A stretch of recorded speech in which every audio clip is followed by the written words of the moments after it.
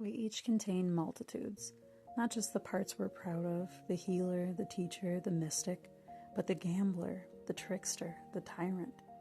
Every archetype that has ever moved through human experience lives somewhere in you, in me, in all of us. And the shadow isn't the enemy. The light isn't the destination. The middle path, where you can hold the full range with compassionate awareness, that's where we actually get to know ourselves. I'm Kelly, a mystic, a scribe, and many other archetypes besides. And the devotion of my life is looking into this divine mirror of archetypes with full honesty and reflecting that compassion outward. Each video in this series takes one archetype from the Oracle by Carolyn Myss and opens it along three threads: the shadow or the low road we've walked, the light, the high road we're seeking or reaching for, and the middle path, the one that can hold both and carry us forward while we carry it along the path of self-mastery. This is the fullness of what it means to be human. This is the archetypal attunement. Hello and welcome to today's archetypal attunement. Today's archetype is the student. And this is really interesting because in my first round I shuffled and I got the teacher. So it's only natural that I would get the student shortly thereafter. And I love this archetype. I am this archetype, as I say in almost every video anyways. So the light attributes: humility and devotion to knowledge, openness to lifelong learning. And the shadow attributes: arrogance in the pursuit of destructive knowledge, unwillingness to translate knowledge into action. And so what this archetypal attunement video specifically aims to do is to keep us on the middle path of the student. Where yes, we can acknowledge that we've learned, we've gained wisdom, we have, the landscape tarot I'm going to use for this. We have gained wisdom, and also, you'll never know everything. You'll never know everything ever. And even if by some possible chance you knew everything there was to know about even one subject, the very next moment there would be new information available about that, just by virtue of the world is constantly expanding. You've been bombing me tonight with so many cards for every reading I did, so let's please narrow it down because my threads are frayed and too much information in the channel overloads. 5 of Cups. Oh yeah, middle path. Okay, cool. This is really interesting. When I first felt this, I felt being left out, but it's not. It's not, because 5 of Cups, feeling left out, gives you something to seek. And 5 isn't 7 for the seeking, but it's the reaching for the seeking. It's the alchemizing of someone to begin the journey of seeking. This 5 of Cups emotional feeling I'm just this little guy. I'm not very big. Everything in the world is bigger than me, and I feel so small, and I wish I knew, and I wish I could, and I wish I was capable. And this is why people seek power, and knowledge is power. This is why people want to learn themselves. And this, to me, is a different version of the Garden of Eden. And this mouse isn't waiting for some little snake. No, he doesn't want a snake. He's going to seek his own adventure. And it's this emotional, it's an emotionally driven journey to explore the depths and the heights, to explore the landscapes. And that's why I pulled the Landscapes Tarot for this. Because there's this, I hope you can hear it in my voice, there's this joy that hurts my cheeks when I'm talking about this archetype, because I love learning. I love being fascinated. I love when my divine curiosity is rewarded with some golden nugget of stuff that I didn't have any idea about yet. I delight in that. It's my favorite thing. And I'm not ruminating over I was so small before and I had no idea. It's look how big this shadow cast is. We're a part of this shadow, and that's not bad. It gives us something to explore.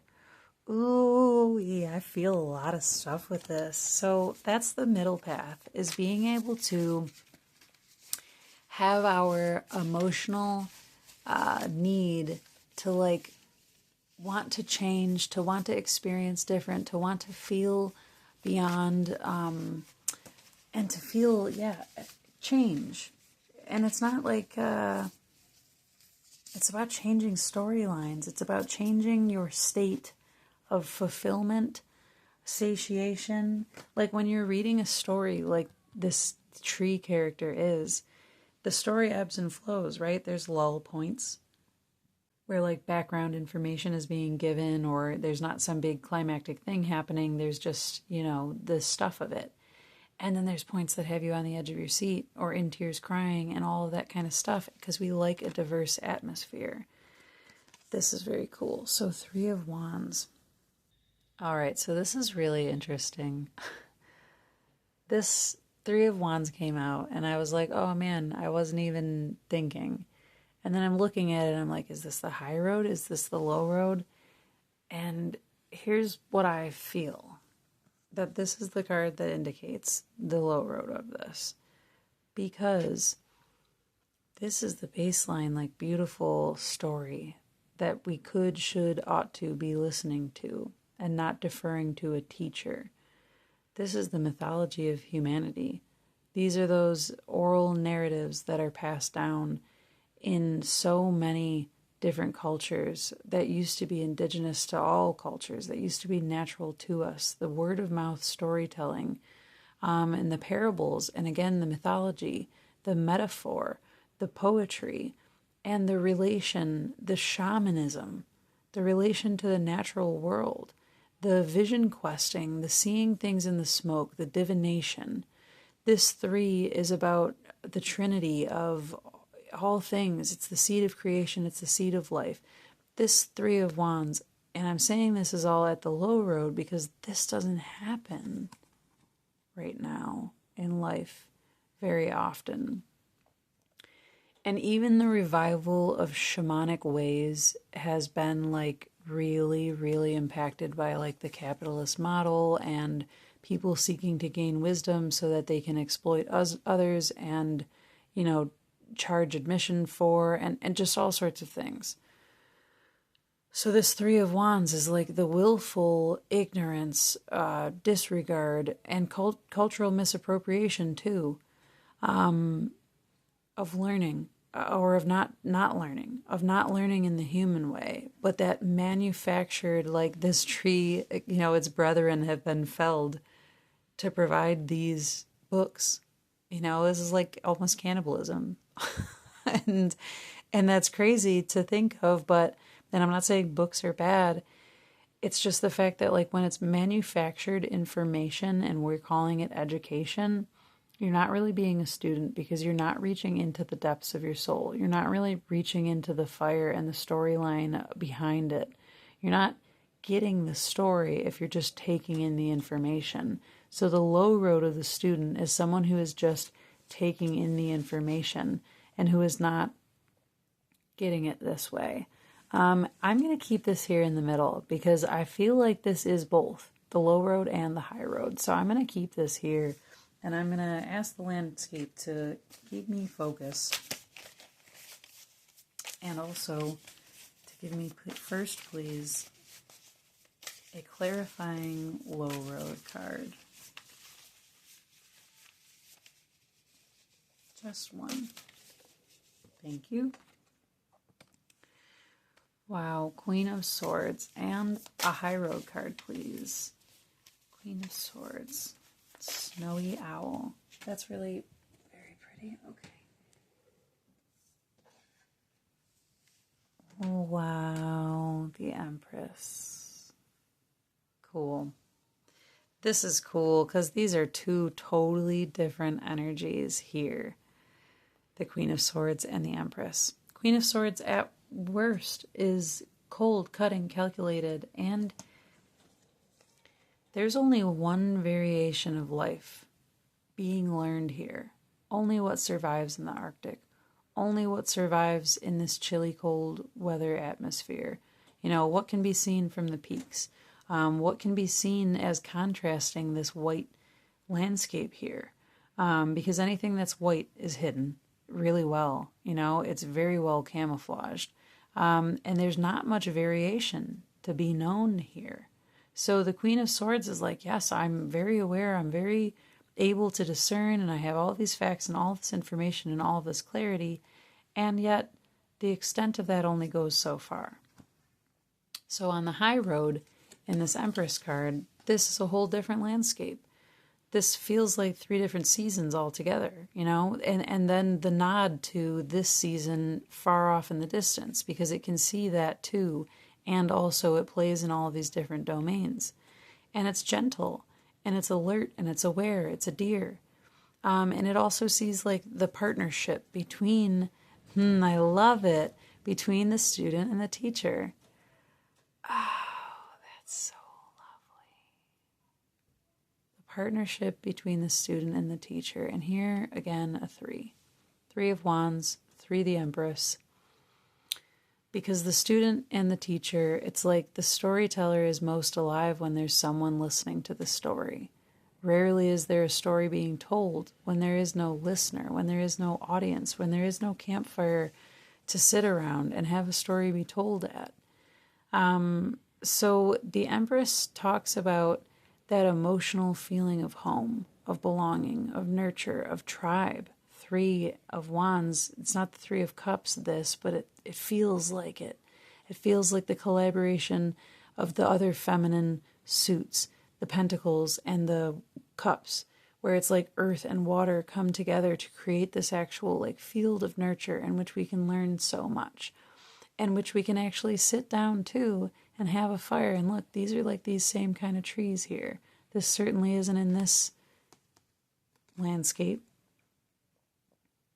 And where nature and the world and the spirits of the things that we're seeking to learn reveal themselves to us gently. We don't have to pry the knowledge out of anything. We don't have to go diving down like deep, dark rabbit holes, and also we can. We can choose, we can navigate the dark and the light.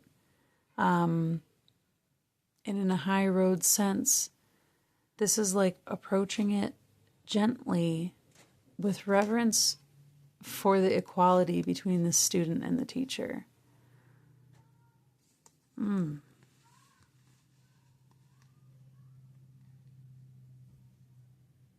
that is like an as above, so below principle, a lesson of the tree. And so it makes all the sense in the world that I was drawn to use the landscapes with this, and that all of these cards, in some way, shape, or form, show this like different variation of the different trees, because we all have different journeys with this archetype too, Sometimes we're very clearly in the energy of student, sometimes we're very clearly in the energy of teacher. Humility and devotion to knowledge, openness to lifelong learning. Seasons, cycles, ashes to ashes, dust to dust, and then the smoke still tells stories, the fire tells stories, the ash tells stories. You can use the ash to draw more stories. There's always something else to be seen, experienced, and turned into wisdom. And then the wisdom that happens when you end up being the one telling the story. I feel like I could ramble on, and I won't. So I will just end it there and say thank you so much for checking out this video of the student archetype. If you enjoyed this video, make sure you hit that like button and subscribe, because this is one of many in the series of this 80 card deck from Carolyn Miss. And I am one by one going through each, and I so look forward to seeing you in the next. Until then, take care.